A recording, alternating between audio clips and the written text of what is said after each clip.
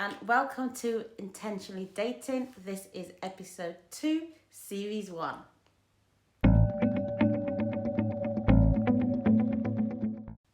First of all, I want to say thank you to everybody that has watched episode 1. It's a huge blessing to me to read your comments and to know that, whatever I'm saying is blessing somebody. And I hope that I'm able to be a blessing in your life just as much as you are also a blessing to my life just by simply showing up. As I said in episode 1, my purpose is to show up, and I'm showing up for myself. I'm also showing up for you. So today, what am I going to talk about? I think I'm going to talk about my week and some of the things that revealed themselves to me during the week. I'm also going to touch on actually what the attraction phase is and what the kind of things that I am doing in this phase, and hopefully it will help you if you're struggling in this phase and you're thinking, I don't know, if I'm in this phase, I don't know what I should do when I'm in this phase. I don't know when it's time for me to move from this phase into the next phase. So hopefully some of the things that I'm going to say to you today is going to help you, because I'm also on the same journey as you, and I am where you are. If you're at the point where you are going out there intentionally waiting for that person to come into your life, for your environment to shape itself, and for things to happen in the direction that you intend them to happen. So, and I think one of the key things that I've been asked, some questions that people have been asking me, some statements people have been making, is around lists. And it's, do you need to make a list in order to intentionally wait? After all, God knows what you want, so therefore He will bring your heart's desires. So what is the purpose of writing a list? For me, I go to the Bible where it says, take the vision, write it plain. And for me, that verse kind of suggests that whatever you have, whatever your vision is, for whatever it is in life, in this case, we're looking at as, our life partners, whatever that vision is, write it down. Because when you write it down, something happens. There's like an exchange that takes place between you thinking it and you even saying it and you writing it down. And for writing things down, you're not just saying it to yourself, you're not just saying it out there, but you're also having that transfer of energy from your thought process onto the paper. So, and I think that it's important to be able to do this so that you can also read it to yourself, so and you know what you're actually looking for. I've got a list, and I had a list, I've had a list for about 3 years. And I've just been adding to the list, and some things that I have on my list, I'm going to tell you, they're very superficial, but some things are very, very intentional. And I think it's the more intentional things that we tend to miss out on. And some of the reasons as to why I put these intentional things on is because I've been in relationships, and these are things I haven't thought of. So I've been in relationships where the parents haven't been, the kindest people to me. Is not something that I would have thought of in the past. But when I was in a relationship and that was the situation, it didn't help the relationship. And so I decided that, if somebody's going to come into my life, I also want their family, their parents, the people that they hold dear to themselves, to also welcome me in and also like me, because I know what it's like to not have that. Some other things that are on my list is, the connection to God that they will have, the kind of way in which they deal with life, so how positive they are. These are the kind of things that are so important to me, because I have been in relationships where it wasn't important to others, and I could see the reflection of what that looked like in a relationship, and I didn't like it. So sometimes you might say, well, I don't even know how to create a list. What do I put on the list? If you're struggling, I'd suggest, if you look at things that you've admired in other people, that you would like to actually have around you on a constant basis, because at the end of the day your life partner is going to be there 24/7 most of the time, there with you. So you'd want to be able to have something that you actually enjoy. You want to see in them the kind of things that you like in other people. So even if it's a past relationship that you've been in, and there's some things that they do wonderfully well and you're in awe of those things, then I would say those things should go onto your list, because clearly that's something that you like and something that you admire. If it's a member of your family that does things and you admire the way in which they do things, then you put those on your list as well. One thing that I would say though is, it's when it comes to your list, you kind of have to be that person. So, and what I mean is that it's no good saying, oh, I want an honest person, and you're not an honest person. It's just not going to work. You're not going to attract an honest person into your life, because you don't really know what honesty is. You've not been honest yourself. Or if you're talking about, I want somebody with integrity, and you're not a person with integrity, it's not going to work, you know. So you need to really look at yourself and the kind of the good things in you, the things that you like in you, and you want that to be replicated in somebody else, because that's where your connection comes. And what I've also found is that, you know, sometimes when a relationship is not going so well, it's because they're reflecting a portion of me that I don't actually like. And until I was in that relationship, I probably didn't even know that, you know, that was in me. So sometimes when you're in a relationship that doesn't work, it's kind of bringing out the things that are in you that you need to change. And I always say to people that when you want something to change, you can't change the person, but you can change you. So when you change you, ultimately the other person's either going to change or they're going to move out of your way, because they can't relate to you because you've changed. So rather than us say, I want you to be that person, I want you to do this thing, then you be that person. So if you want an honest person in your life, you be honest. If you want somebody with integrity, then you have integrity. If you want somebody that's romantic, then you be romantic. If you want someone that's caring, then you be caring. You know, all those things that you want, you need to be. And that's part and parcel of some of the preparation, because I'm saying, like, if you've not actually prepared yourself in a way for you to meet the ideal person that you want to meet, then, you know, you're kind of like going around it the wrong way, because you're not going to know when you've met them. So you need to prepare yourself first and get yourself to the qualities that you want to be able to see in your partner. So, and if you're finding that some of the qualities that you want in your partner you don't have, then go get it. You know, simply go get it. Go be that person. If you want someone, for instance, that is super clean, you know, super clean, and you're messy, it's not going to work. You need to transform yourself so you become super clean, and then you'll be able to attract somebody into your life that's also super clean. And it's as simple as that. So I would say that it's important to have a list. And also, once you've got the list, then you know what you're benchmarking against. You know what you're looking for. So you know that when that person steps into your vicinity, you know if it's them or if it's not them. If you don't have a list, you're just going on, maybe that could work, or that seems okay. But if you've got a list and you're prepared to stick by your list, then you're going to know when you hit the red flags. You're going to know when actually that's not for me, because that's not on my list. And I'm not talking the superficial things like, you know, you can get so really superficial. Like it'd say, okay, I don't know, let me think of something that's superficial. I don't know, like it looks like Denzel Washington, for instance, somebody like that. And you're just going on that perspective. It doesn't mean that you can't ask for the characteristics of somebody. So you can say, well, you know, somebody with dark hair, somebody that's, you know, has got maybe dimples, those kind of things. I don't see any problem with that, because they are tongue-tied, characteristic of they are a characteristic of that person. So those are the kind of things that you can have in your list. It doesn't matter how long it is or how short it is, but what does matter is really how specific it is.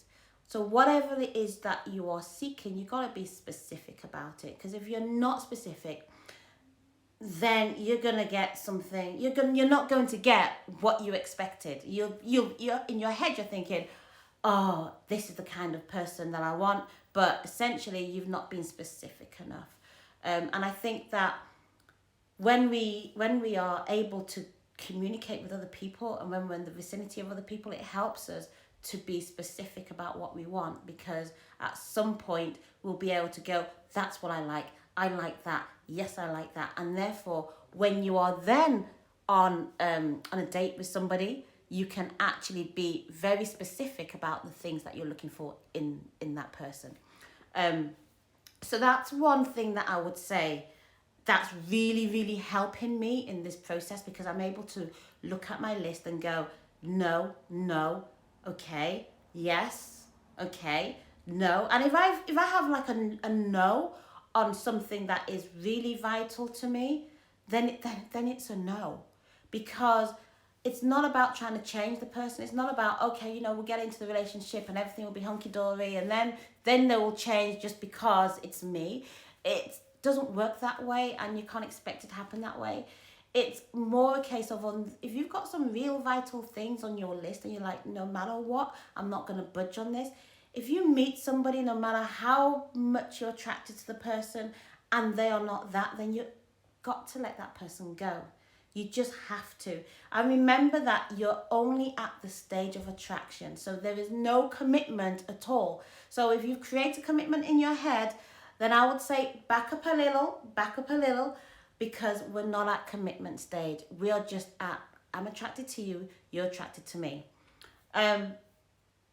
So when we are able to do this, I think that we're able to actually date a lot smarter. And I want to actually take us back a little bit, because I think when we're at the attraction stage, although I'm using the word dating, actually, I would think the better word for that would be meetups. So I'm meeting up with a person, because when you talk about meeting up with a person, there's, you don't feel like there is that much of a, what's the word, commitment in that sense. So you've not committed anything. All you've committed to do is to meet up with the person. You've not promised anything. You're not expecting anything. You're just meeting up with the person. And you meet up with the person. And I think when you're doing meetups, I think it's important to actually physically meet up. So it's not like you're going into each other's homes or anything like that. You're meeting up at a mutual place. So whether it's like you're meeting up in a park or you're meeting up in a place for coffee, you want to be able to do this, because at this stage, the less intrusive the person is in your life, the easier it is for you to walk away. If you're at the stage of attraction and you are meeting people and you are introducing them to your family, if you're bringing them over to your place, which by the way is very, very, very dangerous, or you're going over to their place, which is even more dangerous than them coming over to your place, then you're muddying the waters a lot, and you're making it a lot more difficult for you to backtrack if you then need to decide that this is not for me. So I would say, until you're ready to move on to the next stage, which is intention, then you really want to be meeting up in mutual places. How many times you meet up is really up to you.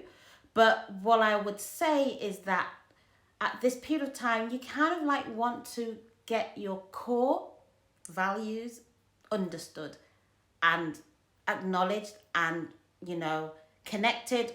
Or if it's not connecting, then it's best for you to move away. So when you are meeting up, you've got to be very conscious of the things that you're doing. Now, I just had a meetup today and it was really, really good. I really enjoyed it. We went to an outdoor garden place and I really had a good time. But one of the things that was important to me was to gain some more understanding as to where the other party was and how that related to what I was looking at, to be able to determine whether actually there is any need for us to continue meeting up. And I don't think that it's necessarily apt to do it on the first meetup or even necessarily on the second meetup. But I think when you start to get to the meetup number 3 or meetup number 4, that you need to start to create the boundaries. And I was trying to figure out what would be the best way to create a boundary, or understand what the boundaries are without it being like, okay, like almost like they're taking an exam class, or or you're taking an exam class. And because those kind of things, they make you nervous and they make the other person nervous, or they make the other person think, oh my gosh, you're just like, you're just too rigid and I can't work with this, and they jump before they even get to know you. So what I did, and I think this could be something that could help you if you're trying to figure out, well, how do I actually determine in the early stages without actually being fully immersed in their life, which is more when you're looking from an intentional perspective, how do I determine whether I should move forward or I should cut it? And what we did is we played a game. And what I did is I got Post-it notes, and on the Post-it notes, I just wrote a question. So, and there were personal questions for which were important to me, but also I would have expected would be important to the other person to understand about me or me about them. So there were about 10 in all, and there were a couple of wild cards in there. And the reason for the wild cards is that it gives you both the opportunity to ask a question that has not been asked. So if there's a question that you really want to ask, but it's not in any of the questions that are what I've created, then, if you pick a wild card, then you can ask the question. And I made it in the form of a game. So there's about 10 of these Post-its, and, I wrote it on the inside of the Post-it, and I folded the Post-it in half, so it was like sealed. And then I had wild cards in there. So in all, I think it was about 13. And I had 2 different colours as well, just to make it a little bit more exciting. And when we went for a nice walk in one of the it was a flower garden, which was really nice, very romantic, very nice. And then we went and we had somewhere to eat, and we sat down there and we played this game. And it was literally, you'd pick up one of the Post-it notes and you'd open it up, and then you'd read it, and you were literally, by you reading it, you were asking the other person the question, and they had to answer it, and so on and so forth, and you picked up the different cards. But what was really interesting about it was that, a lot of the questions were questions that were important to me, that I needed to kind of understand the other person's viewpoint, as well as explain to them, give me the opportunity to explain to them my viewpoint. So, one of the questions in them was, what does God mean to you? And we both answered that question. So even though it was a question that was posed to me, I was able to explain what God meant to me and how important God was or is in my life. And I was also able to ask that same question back, and they were able to talk about how they felt and what God meant to them in their life. And for that, I was then able to then, draw a conclusion as to how does that impact me? Is that still something that I feel okay with, or is it something that I can't move forward with?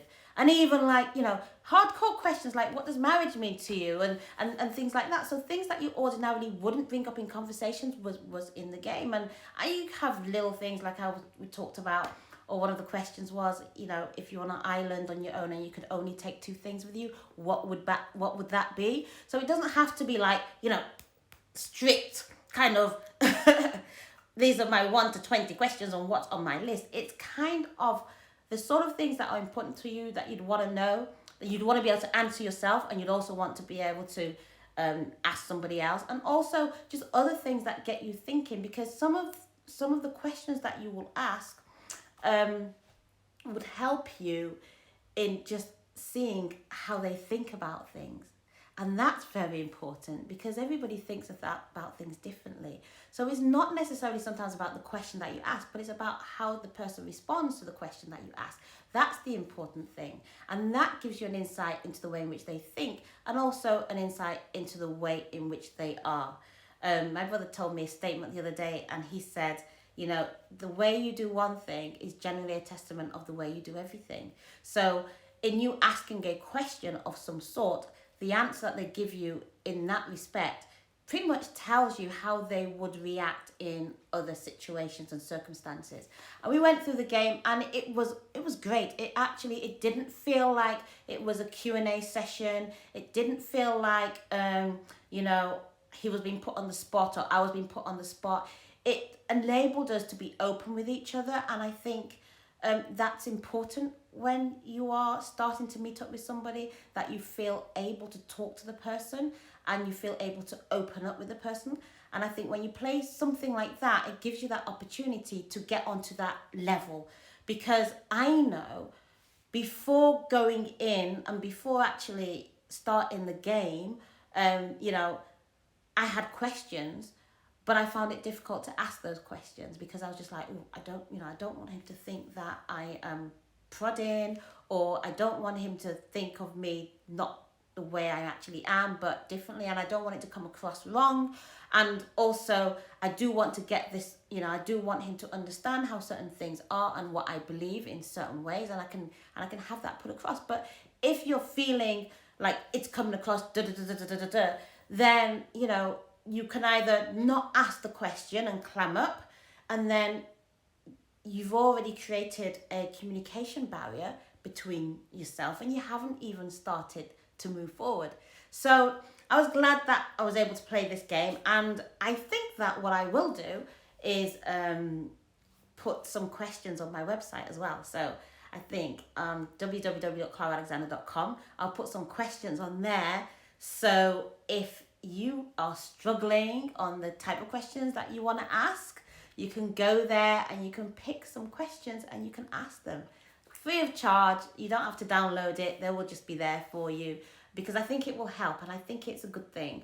And I think for me, it's helped me to kind of like now determine, do I want to move forward with this particular person, or do I want to close the door to this particular person? Honesty is always key. So, if the person answers the questions honestly, at least you know where they're at. And yeah, so for me, that has really been my week, and that's been my kind of key opening. And I think and I hope that my experience so far, my experience of what's happened this week, is gonna bless somebody in their experience as well. Help you when it comes to the kind of stuff that you do or you don't do, kind of things that are important for you. And also when you are meeting up, how you can move forward in that. I think that it is very, very important that you know where you are and that you do set the boundaries on where you are, so that nothing happens too fast.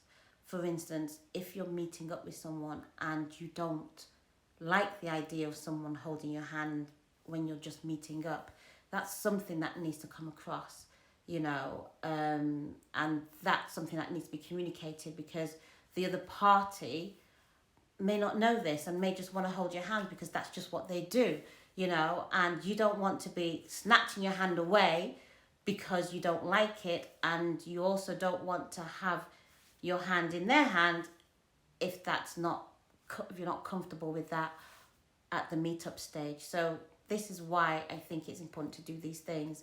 And obviously there's a timeline. It's like I said, you're not talking about day one. You're not talking about meetup 1 or even necessarily meetup 2, but by the time you get to meetup 3, because the fact that you've taken a third meetup means that you are considering this person, and you're thinking about moving forward with this person. So at that point in time, you really need to know that this person has got the items on your list that are most important to you.